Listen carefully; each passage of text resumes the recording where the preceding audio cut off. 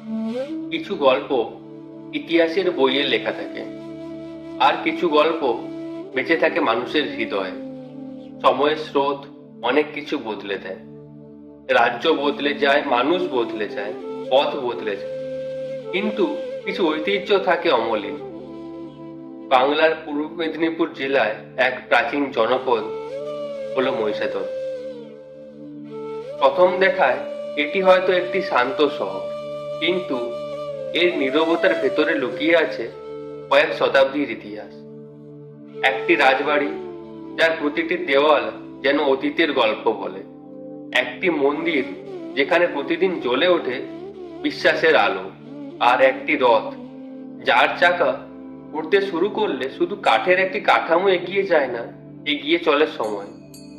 সাল 1776 থেকে আজ পর্যন্ত এই রথযাত্রা শুধু একটি ধর্মীয় উৎসব হয়ে থেমে থাকেনি, এটি হয়ে উঠেছে মহিষাদলের পরিচয়, মহিষাদলের গর্ব। রাজবাড়ির ঐতিহ্য, মন্দিরের আধ্যাত্মিকতা, রথের গৌরব আর মানুষের অগাধ ভালোবাসা সব মিলিয়ে তৈরি হয়েছে এই এক জীবন্ত ইতিহাস। প্রতি আষাঢ়ে যখন আকাশে জমে বর্ষার প্রথম মেঘ, তখন শঙ্খধ্বনি ভেসে আসে মন্দির থেকে। যখন হাজারো হাজারো মানুষ একই দড়িতে হাত রাখে, তখন মনে হয় সময় যেন আবার ফিরে গেছে সেই অষ্টাদশ শতকে। এটি শুধু একটি রথযাত্রার গল্প নয়, এটি একটি রাজ্যের গল্প, একটি সংস্কৃতির গল্প, একটি উত্তরাধিকার যা আজও বেঁচে আছে প্রজন্মের পর প্রজন্ম ধরে। হ্যাঁ, এটি মহিষাদলের সুবিখ্যাত শতাব্দী প্রাচীন রথযাত্রা। এই ভিডিওর প্রথম অধ্যায়ে আমরা দেখতে পাব মহিষাদল রাজবাড়ির জন্ম, গোপালজিউ মন্দির এবং রথের সূচনা। মহিষাদলের ইতিহাস শুরু হয় একটি রাজকীয় ঐতিহ্যের মধ্য দিয়ে।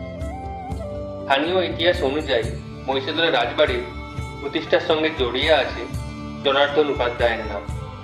সময়ের সঙ্গে এই রাজবাড়ি হয়ে ওঠে এই অঞ্চলে সাংস্কৃতিক, ধর্মীয় অনুষ্ঠান এবং সামাজিক জীবনের অন্যতম কেন্দ্র। এই প্রাসাদের দেওয়াল আজও বহন করে বহু প্রজন্মের স্মৃতি। সাল 1774 শুরু হয় এক ঐতিহাসিক নির্মাণ, নবরত্ন মন্দির। 4 বছর ধরে চলে নির্মাণের কাজ। তারপর এই মন্দির হয়ে ওঠে মহিষাদলের আধ্যাত্মিক পরিচয়ের অন্যতম প্রতীক। আজ বহু মানুষের কাছে এই মন্দির গোপালজিউ মন্দির নামে পরিচিত। এটি শুধু একটি স্থাপত্য নয়, এটি শত বছরের ভক্তি এবং ঐতিহ্যের কেন্দ্র। সাল 1776 নবরত্ন মন্দির প্রতিষ্ঠার পর শুরু হয় মহিষাদলের ঐতিহাসিক রথযাত্রা। একটি রথ যা শুধু রাজ পরিবারের উৎসব ছিল না, ধীরে ধীরে এটি হয়ে ওঠে মানুষের উৎসব, মানুষের বিশ্বাসের উৎসব। প্রজন্মের পর প্রজন্ম এগিয়ে চলে এই ঐতিহ্য। কিন্তু মহিষাদলের রথের ইতিহাস আসতে চলেছে এক গুরুত্বপূর্ণ অধ্যায়, যখন এই ঐতিহ্যের সঙ্গে যুক্ত হয় জগন্নাথের স্মৃতি। সেই গল্প দেখে নেওয়া পরবর্তী অধ্যায়ে। এই গল্পের দ্বিতীয় অধ্যায়ে আমরা জানতে পারব জগন্নাথ দেবের আগমন এবং রথের এক নতুন পরিচয়। একটি রথের জন্ম হয়েছিল, কিন্তু সময়ের সঙ্গে সেই রথ পেয়েছিল এক নতুন আত্মা। মহিষাদলের ইতিহাসে আসে এক এমন অধ্যায় যেখানে রাজকীয় ঐতিহ্যের সঙ্গে যুক্ত হয় জগন্নাথ দেবের স্মৃতি। সাল 1804 মহিষাদলের ইতিহাসে ঘটে এক গুরুত্বপূর্ণ ঘটনা।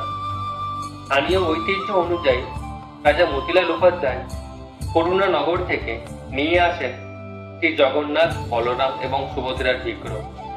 এই আগমন শুধু একটি ধর্মীয় আচার ছিল না, এটি মহিষাদলের রথযাত্রাকে দেয় এক নতুন পরিচয়।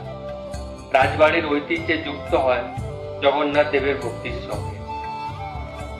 নবরত্ন মন্দিরের পাশেই একতলা মন্দির প্রতিষ্ঠা করা হয় দেব বিগ্রহ। এই স্থানে ধীরে ধীরে হয়ে ওঠে ভক্তির এক গুরুত্বপূর্ণ কেন্দ্র। রাজবাড়ি, নবরত্ন মন্দির এবং মহিষাদলের রথযাত্রা তিনটি ঐতিহ্য একসঙ্গে তৈরি করে মহিষাদলের সাংস্কৃতিক পরিচয়। মহিষাদলের রথযাত্রা বিশেষত্ব এখানেই।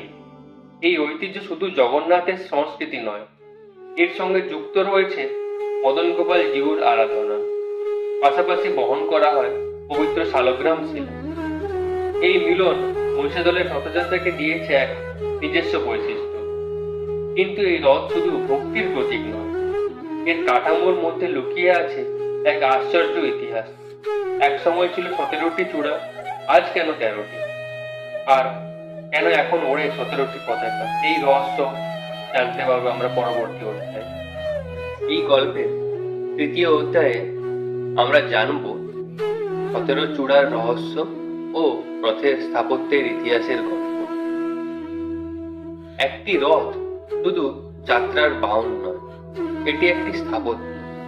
এর প্রতিটি কাঠের অংশ, প্রতিটি চূড়ো, প্রতিটি অলংকার বহন করে একটি সময়ের গল্প। মহিষাদলের রাজপথ তার আকার ও সৌন্দর্যের জন্য দীর্ঘদিন ধরে বিশেষ পরিচিত। এই রথ শুধু একটি ধর্মীয় প্রতীক নয়, এটি ছিল কারিগরি দক্ষতা এবং রাজকীয় ঐতিহ্যের এক অনন্য উদাহরণ। এক সময় মহিষাদলের রথ ছিল 17টি চূড়ো। এই সংখ্যা শুধু একটি স্থাপত্য বৈশিষ্ট্য ছিল না, এটি ছিল রথের পরিচয়ের একটি গুরুত্বপূর্ণ অংশ। সময়ের পরিবর্তনের সঙ্গে রথের কাঠামোতেও আসে পরিবর্তন।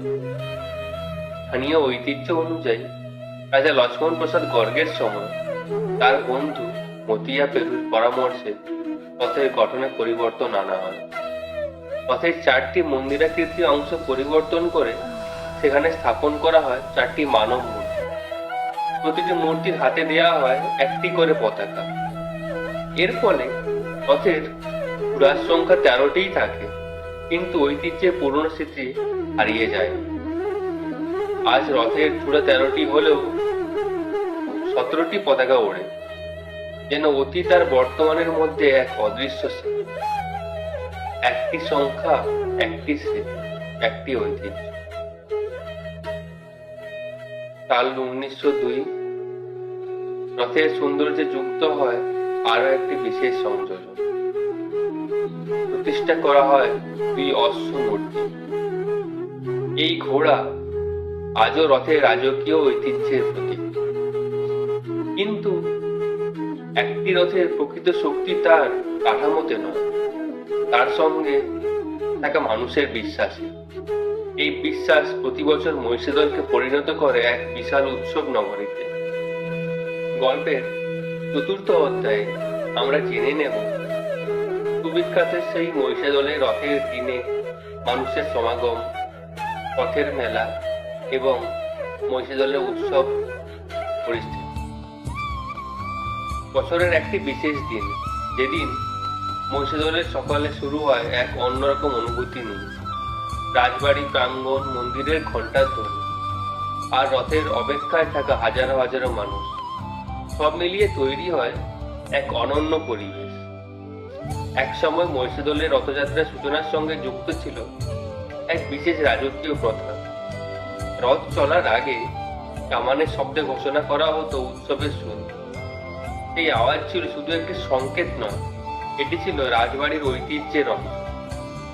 দুর্গাপূজার সময়ও রাজকীয় কামানের ব্যবহারের স্মৃতি স্থানীয় ঐতিহ্যের মধ্যে আজও রয়ে গেছে। সন্ধি পুজোর সময়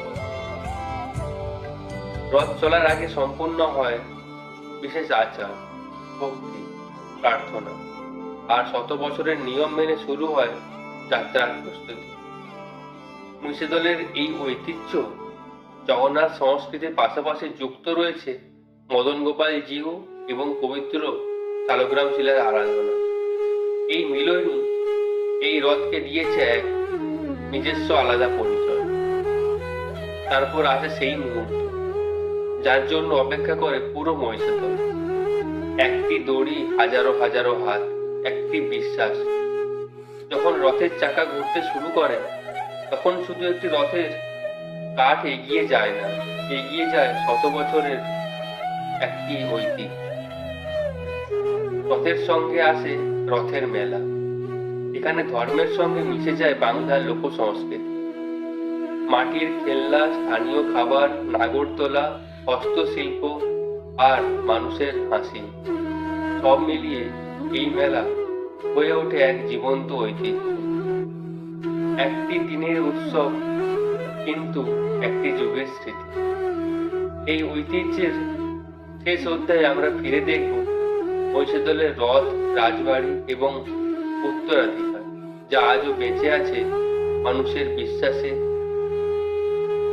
এই গল্পের পঞ্চম তথা শেষ অধ্যায়ে আমরা জানতে পারব সুবিখ্যাত মহিষাদলের রথ, রাজবাড়ি এবং এক জীবন্ত ঐতিহাসিক উত্তরাধিকার সম্বন্ধে। কিছু স্থাপত্য শুধু ইট পাথর দিয়ে তৈরি হয় না, তারা তৈরি হয় মানুষের স্মৃতি দিয়ে। তেমনি মহিষাদলের রাজবাড়ি এক নীরব ইতিহাসের সাক্ষী।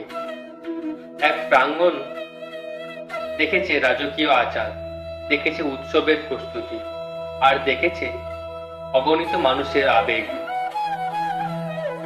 মহিষাদলের রথযাত্রাকে বোঝার জন্য শুধু রথকে দেখলেই হয় না, দেখতে হয় সেই পরিবেশকে যেখানে এই ঐতিহ্যের জন্ম। রাজবাড়ি, মন্দির আর উৎসবের মাঠ, সব মিলিয়ে তৈরি হয়েছে মহিষাদলের পরিচয়। নবরত্ন মন্দির, যা আজ বহু মানুষের কাছে গোপালজিউ মন্দির নামে পরিচিত। এই মন্দির মহিষাদলের আধ্যাত্মিক ঐতিহ্যের এক গুরুত্বপূর্ণ অংশ। এর থেকেই শত বছরের ভক্তি এবং উৎসবের ধারার সঙ্গে যুক্ত হয়েছে মানুষের বিশ্বাস। সাল 1776 যে রথের চাকা ঘুরতে শুরু করেছিল, আজও সেই চাকা থামেনি।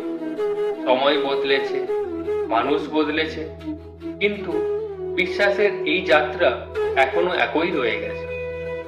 মহিষাদলের রথযাত্রা শুধু একটি উৎসব নয়, এটি একটি রাজবাড়ির গল্প, একটি মন্দিরের গল্প, একটি মেলার গল্প, আর মানুষের প্রজন্মের পর প্রজন্ম ধরে বহন করে চলা ভালোবাসার গল্প। যতদিন এই চাকা ঘুরবে, ততদিন বেঁচে থাকবে মহিষাদলের এই মহান ঐতিহ্য।